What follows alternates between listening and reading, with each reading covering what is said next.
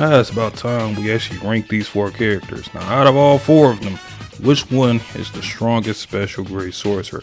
For this video, I'm going to rank all of them from weakest to strongest. Now, I'm basing it off right now in the manga on all their feats, their battles, techniques, etc. All of them have domain expansions. 2 of them we haven't seen. All of them can use reverse curse technique, and all of them have broken curse techniques. Feel free to comment below how you rank them all. Let's go ahead and get into this ranking.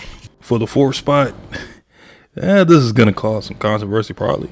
Yuta Okkotsu is right now the weakest special grade sorcerer. I know Yuta fans are ridiculously high on Yuta, which I mean, he's a special grade they have every right to. It's not like anyone's calling him trash. He's literally top 5 to 6 depending on how you view certain characters.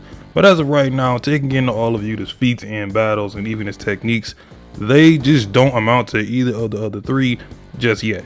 Yuta's strongest feats in the story right now is winning the Sendai colony.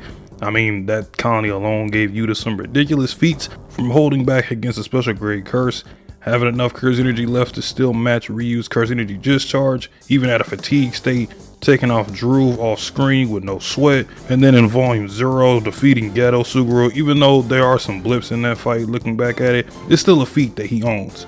In the Yuji extermination, you probably get his best physical feats with him being able to keep up with Yuji speed wise while holding a katana and completely destroying the ground beneath him, if you really want to count that. Most of the physical feats are from him covering himself with his curse energy, still impressive nonetheless. With Rika's external storage, Yuta shows how much curse energy he has. He can use his curse techniques, curse tools he's collected, and he's also got the access to Rika's curse energy. The motherfucker is a bottomless pit of curse energy.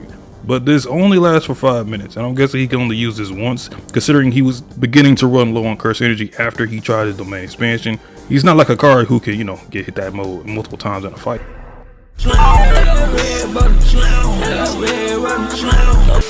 Yuta's the weakest out of the 4 for me, mainly because of the other 3 just having hacks abilities or having shown the capability to take down a country figuratively. Although if we were including time to this, Yuta is the only special grade that can continue to grow and improve. So if Yuta copied more curse techniques, equipped even more curse tools over time in combination with Rika, he will be higher. But right now he's 4th. Also, if you put Yuki, Kenjaku, or Gojo and Sendai against all 4 in that matchup, it definitely would have ended a lot quicker. For the 3rd strongest, I'm going Kenjaku. This is actually really hard for me to put him right here, but him and 3 and 2 are they could damn near be interchangeable. But Kenjaku's curse spirit manipulation alone is pretty busted, especially with the difference in special grade added to it. The way Kenjaku uses it is far better than anything Geto used it, using small curse spirits to block Choso's punches, and even defeating Choso using only low grade curse spirits. The giant leech looking one might be grade 1, but he was literally beating Choso down using only fodder curse spirits and not sweating at all, or even getting touched. Can fill multiple cities with curse spirits and still have enough to take down grade 1s and even a special grade sorcerer.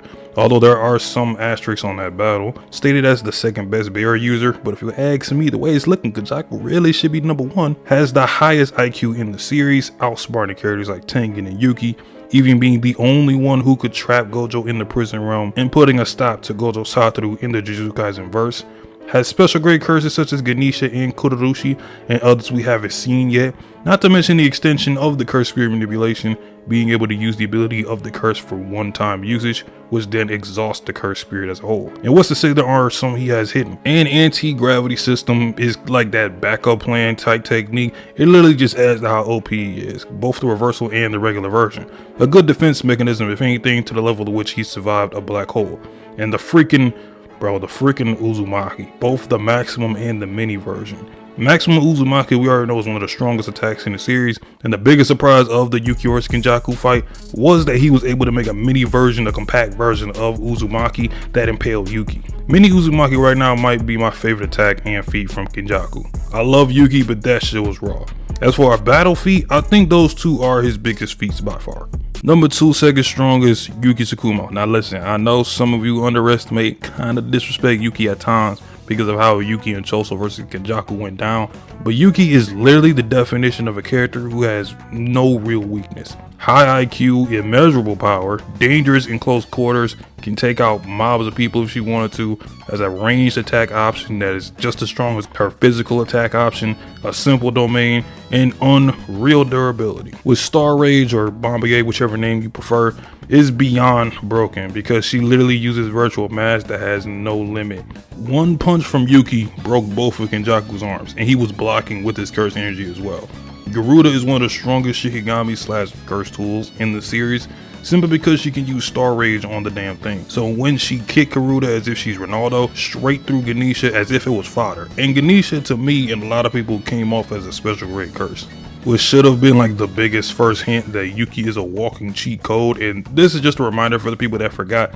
The destruction that came from Star Rage in the tomb was actually kind of nerfed. The output is the same, but if she wasn't in the Tomb of the Star, the destruction and damage would have been even more ridiculous. And if we're being honest, she was actually poised to beat Kenjaku if Tengen didn't tell her not to use her domain expansion, because at the very least both of their domains would have canceled each other out and she wouldn't have taken that lethal hit from Rune Profusion, and that battle just goes an entirely different route. And also, kind of thinking about it, if Choso aimed like a little bit up more with that piercing blood, he actually damaged the brain. I wonder if that would have kind of killed or at least really put Kenjaku in a dangerous spot. Because people forget that Kenjaku was actually forced to use his domain expansion because he had nothing else to really fight against Yuki. And that's the agenda I'm standing by. But the mini Uzumaki, no one was prepared for that at all, so I gotta give that to Kenjaku. But in the grand scheme of things, there is no argument you could sell to me that Star Rage as a technique alone bodies Cursed Spirit and Copy.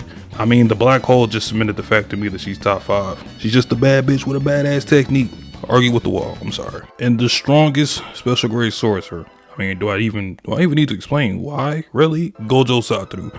Yuta may have immeasurable potential, Kenjaku may be a one-man army, and Yuki might be a walking cheat code, but this nigga Gojo might as well be the god of Jujutsu. He has no technique that can counter him, and there's nothing that he really doesn't know how to do. With Limitless, he is the only character in the series that has reverse curse technique on autopilot just from his own doing. Blue Lapse is crazy, it's basically like a universal pull. Reversal Red is one of his go-to techniques, which alone can take out multiple people, same with Lapse. The Infinity is still such a wild concept to just think about. You can't physically touch him unless he allows you to. Hollow Purple and his domain expansion are some of the coolest techniques in the series visually, and are practically auto kills if landed directly. These weapons of Gojo alone, you can already imagine how he could take out a whole country if he really wanted to. And it's pretty interesting to think about the fact that Gojo kind of has something from each of the other 3 sorcerers. Yuta's almost endless cursed energy, yet Gojo won't run out of his cursed energy because he has his cursed energy replenished constantly. Kenjaku has a cursed technique reversal, which acts a little similar to Lapse in Red, but just not as strong. And Star Rage at its highest output is similar to Hollow Purple in effect, except he can use Hollow Purple and live to see tomorrow. Gojo has many feats. I think my favorite, and to me his most impressive, is in Shibuya against the Disaster Curses. The fact that Jogo and Hanami, 2 special grade level curses, handicapped Gojo using domain amplification so Gojo can't use his techniques, and factor in not wanting to harm the people trapped in there with him, he was still able to exercise Hanami and strike fear in Jogo with just hand. Was able to use his domain for 0.2 seconds to stall Mahito and the others, which lasted for a nice chunk of time. He could have exercised all of them if it wasn't for Kenjaku's plan. Really, the only character that can measure him right now is Sukuna, especially in Megami's Vessel, because I'd argue he's much stronger than that body than you. But yeah, Gojo is him, and he's gonna be him until the end of the series.